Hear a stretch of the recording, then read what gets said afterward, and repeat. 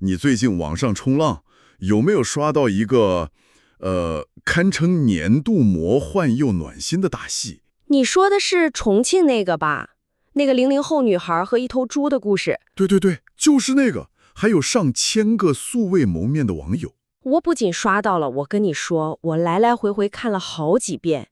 这事儿的走向啊，真的任何一个编剧都写不出来，是吧？它开始于一个特别朴素的请求，然后就像一辆失控的卡车，朝着一个谁也想不到的载满了烟花和流水席的方向狂奔而去。没错，故事的开头特别有那个烟火气。这个叫呆呆的女孩在网上发了个视频，说家里要杀年猪了。对，说爸妈年纪大了，猪太壮，按不住。是，就问万能的网友，有没有人愿意来搭把手，帮忙按一下猪腿儿，然后管一顿热乎的杀猪饭？到这里其实还很正常，就是个挺有人情味儿的求助。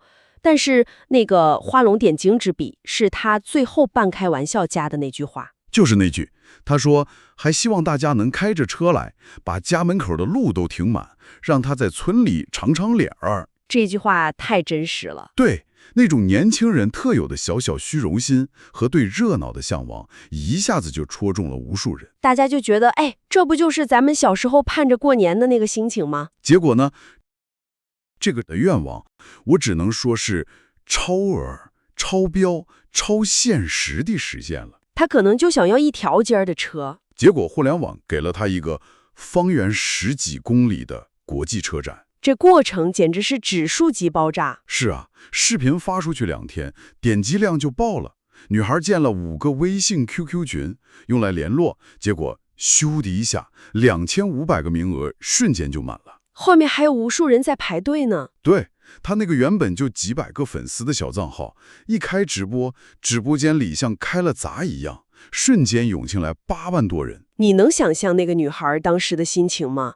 我估计她手机烫的都能煎鸡蛋了，通知响个不停。前一天晚上还在琢磨猪腿怎么按，第2天就要面对山呼海啸般的关注。她自己都吓懵了，第一反应肯定是我是不是闯祸了？没错，然后连夜就跑到当地公安局去报案了。这一步做得特别对，很有安全意识。但真正的大场面还是在1月11号那天，上千人，真的是上千人，从天南海北，对，什么黑龙江的、广东的、新疆的，开着车，坐着飞机、火车，就奔着重庆那个叫庆福村的小村庄去了。那个场面，村头到村尾车队排了10几公里。女孩站在家门口，看着这阵仗，当场就傻眼了。她心里肯定在打鼓，完了，我家就准备了2头猪，这上千张嘴，别说吃肉了，一人一口汤都不够分啊！这绝对是一个临界点。这件事儿到这里，完全有可能急转下下，变成一场混乱的闹剧。食物不够，交通堵塞，人员混杂，是吧？对，任何一个环节出错，都可能从暖心故事变成安全事故。但就在这个节骨眼上，故事的另一个主角登场了，而且是一种近乎神级的方式。没错，你说的就是当地政府。他们的反应速度，我觉得用秒像应来形容都不过分。这简直是整个事件里最让人拍案叫绝的部分。完全正确。你可以试着代入一下，想象你是合川区的文旅委负责人。你一早起来，发现网上这个事儿已经炸了，成千上万的人正涌向你辖区的一个小村庄。你的第一反应是什么？是麻烦来了，赶紧控制住，还是机会来了，赶紧抓住？大多数人可能第一反应都是前者吧，先维稳，别出事儿。这就是他们高明的地方。合川文旅委第一时间派人到现场，一看这阵势，立刻判断出不是危机，这是泼天的流量，是天上掉下来的宣传大礼包。花几百万宣传大半年，效果可能都比不上这2头猪。是啊，于是当机立断，不是去疏散人群，而是直接接管后勤，决定把这场派对搞大搞好。这个思路转变太关键了，他们不单是管理者，更像是活动策划方。对，你看他们的操作，首先解决最核心的吃饭问题，猪从女孩原计划的2头，立刻协调增加到5头。后来发现还不够，又火速加到7头。对，现场直接支起了300多桌流水席，让所有人都能吃上热乎的。这还只是基础操作，为了让场子更热，他们还把活动给升级了。现场直接请来了舞龙队，晚上还安排了烟花表演。一个普普通通的私人杀猪饭，硬是被他们办成了一场年味儿十足、堪比官方节庆的乡村嘉年华。这已经不是简单的帮忙了，这是在赋能。而且这不是一个部门在单打头，是一场教科书级别的多部门联动。10几公里的车流，交警提前规划路线，现场疏导，硬是没让交通瘫痪。上千人聚在一起，公安民警在现场维持秩序，确保了整个活动安全有序，没出任何乱子。活动结束，环卫部门马上跟进，把现场打扫得干干净净，没留下一滴鸡毛。这里面还有一个最聪明的神操作。哪个？文旅局在现场给所有远道而来的游客免费赠送周边几个景区的门票。哎，这一招简直是点睛之笔，是吧？它至少有3个好处。第一，分流了人群，避免所有人都挤在女孩家门口造成拥堵和安全隐患。对。第二，把这波突发的流量精准地导向了当地需要推广的旅游资源，实现了流量的2次转化。第三呢，也给了远道而来的游客更好的体验，让他们觉得不虚此行。真的是把这波流量吃干抹净，一点没浪费。所以说，这已经远远超出了危机应对的范畴。这是一个完美的范例，展示了怎么把一个网络热点迅速、高效，而且带着浓浓人情味地转化为一个地方的发展机遇。它体现了一种非常务实和灵活的治理思维，顺势而为，因势利导。与其堵，不如疏；与其管，不如服务。好，那咱们再把视角拉远一点，你以为这事儿就只在国内火吗？早出海了，它早就出海了，在国外的 TikTok、YouTube 上也炸开了个儿。外国网友的评论区那才叫一个精彩，简直是大型的文化冲击现场。那些评论非常有意思，他们就像一面镜子，让我们看到了自己可能已经习以为常的事情，在别人眼中是多么的不可思议。我给念几个，简直笑死我了。有个美国网友就说，等一下，一个女孩在网上发个帖子，就有1000多人愿意开几个小时车去帮她按猪。然后呢？然后政府不仅不阻止，还过来帮忙办派对、放烟花。这事儿要是在美国，光是申请活动许可的会，估计就得开上半年。他点出了一个核心差异：流程和效率。还有一个日本网友也说，地方政府的反应也太快了吧！我们这里搞个夏日祭，人稍微多一点，交通和垃圾问题就够他们头疼好几个月了。最破防的是一个韩国网友的评论，他说，我们这儿的地方官员要是看到几百人自发聚集，第一反应绝对是头疼，想着怎么赶紧驱散。中国那边竟然直接把它变成了官方文旅通关活动，还办得这么好。这些评论其实触及到了一个更深层次的问题，为什么他们会觉得这件事如此魔幻和不可思议？为什么？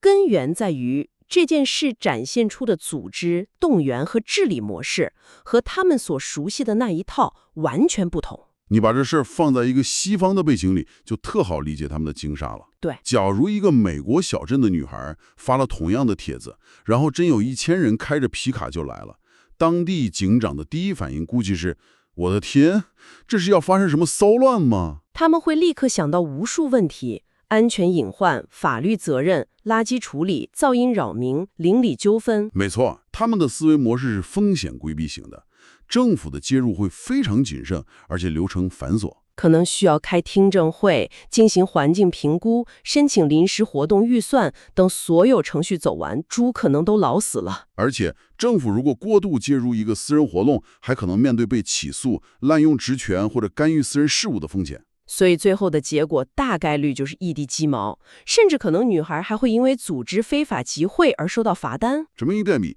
咱们这边展现出的就是一种完全不同的模式。我看到有网友总结说是大家长式的服务型治理，这个词儿很形象。它的核心特点是高效务实，并且有强大的组织和动员能力。它不是冷冰冰的管理，而是带着温度的服务。目标非常明确，就是以解决问题为导向，而不是被僵化的程序困住。所以外国网友创造的不仅仅是一场热闹的千人宴席，而是背后那种你们只管开心的玩，后面的事儿由我们兜着的强大执行力和安全感。但话说回来，这种大家长式的模式会不会也有潜在的问题？比如，如果政府总是习惯性的介入和包办，会不会在某种程度上，扼杀掉一些民间自发的原生态的创造力？让所有的社区活动都变得有点官方化。对，你提出了一个非常好的问题，这确实是需要把握一个度。在某些情况下，过度的干预确实可能适得反其。但具体到这次事件，我认为政府的介入是必要且正向的，因为活动的规模已经远远超出了个人能承载的范围。如果没有官方力量的介入来保障安全、交通和后勤，它几乎必然会走向混乱。我明白了。所以这次的介入更像是一种赋能和托底，而不是收编和改造。它保留了活动自发的核心，同时用专业的能力解决了规模化带来的问题。关键在于这种介入是善意的、服务性的，而不是控制性的，是帮忙而不是抢方向盘。说到这儿，整个故事本来应该是一个皆大欢喜的完美结局了。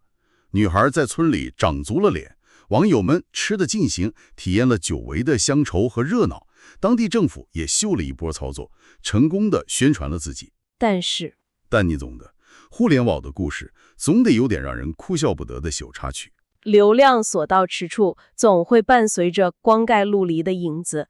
当巨大的关注度聚焦于一点时，必然会催生出一些意想不到的，甚至是荒诞的行为。我看到这部分的时候，真的笑出了声，然后又觉得有点悲哀。卖土那个是吧？对，有人发现呆呆家门口的泥土居然被人偷偷挖走了，然后堂而皇皇的放到二手平台上去卖，还美其名曰王红家门口的土，一份卖几十上百块，还真有人买。笑。对，卖家的宣传语也特别有才，说买的不是土，是沾一份喜气，带一点好运。这简直是把抽象的概念玩明白了。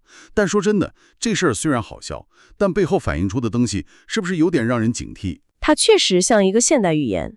这个卖土的行为看起来荒诞不经，但它精准地暴露了网络流量环环下的一个核心症候：价值的虚无化和意义的依附性。这话有点学术，能说得再通俗的吗？当然，你看那块泥土，它本身和任何地方的泥土都没有任何区别，物理成分完全一样。但就因为它被贴上了一个王红呆呆家门口的标签，它的价值就被瞬间改变了。人们追捧的根本不是泥土本身，而是依附在它上面的那个故事和流量。我懂了。这就像是现代版的点石成金，只不过那个金手指变成了网络热度。这和一些粉丝去买明星用过的一支笔、一个杯子，逻辑是一样的。物件本身不重要，重要的是它和那个热点人物产生了连接。完全正确。所以人们买那盆土，其实是到买什么呢？他们是在买一种心理安慰，一个虚幻的希望。他们试图通过购买这个有故事的物品，来购买到那个故事里所包含的好运、热闹和纯真。这本质上是一种精神上的偷懒，一种数字时代的迷信，希望通过蹭一下别人的好运来走捷径。这么一说，那个沾喜气的说法就显得既可笑又可悲了。真正的喜气是靠女孩的真诚、网友的善意、政府的高效共同创造出来的，怎么可能装在一盆泥土里卖掉呢？所以说，流量本身是中性的，它是一把放大器。它能像前半段故事里那样放大善意和温暖，把一个女孩小小的愿望变成千人共享的盛宴。但它也能像卖土这个插曲一样，放大人们的贪婪、盲从和精神上的空虚。当无意义的跟风取代了脚踏实地的努力时，再热闹的狂欢也会显得廉价。这就像一面镜子，这件事照出了人性中最好的一面，也照出了最荒诞的一面。我们到底在追逐什么？是最初那种人与人之间朴素的连接和善意，还是由流量制造出来的稍纵即逝的幻影？这正是这个事件留给我们最重要的思考。说到底，呆呆的杀猪犯之所以能打动这么多人，成为一个现象级的事件，核心其实并不是他个人，也不是那几头猪，而是这件事儿里重新点燃了我们很多人心中怀念的那种东西，是那种不问来处不求回报，五湖四海聚在一起的热闹劲儿，是中国式的人情味儿。当然，还有我们基层政府在关键时刻那种让人心里踏实的组织能力。是的，这份美好和温暖是真实存在的，我们应该去珍惜它，参与它，而不是用挖土这种浮躁的炒作去消费它，去解构它。因为真正的喜气和好运，从来不是从网红家门口的泥土里挖出来的，而是源于我们自己脚踏实地的生活和每一次真诚的付出。生活需要的烟火气，归根结底还是埋头苦干的三餐四季，是每一个普通人认真生活的模样。所以最后也想留一个问题给你去思考，在今天这个流量可以轻易放大一切的时代，我们每一个人都可能在不经意间被卷入或大或小的网络热潮中，无论是作为旁观者还是参与者。那么你觉得我们应该如何保持一份清醒，既能享受网络带来的乐趣和连接，又不被那些转瞬即逝的虚无的狂欢所裹挟呢？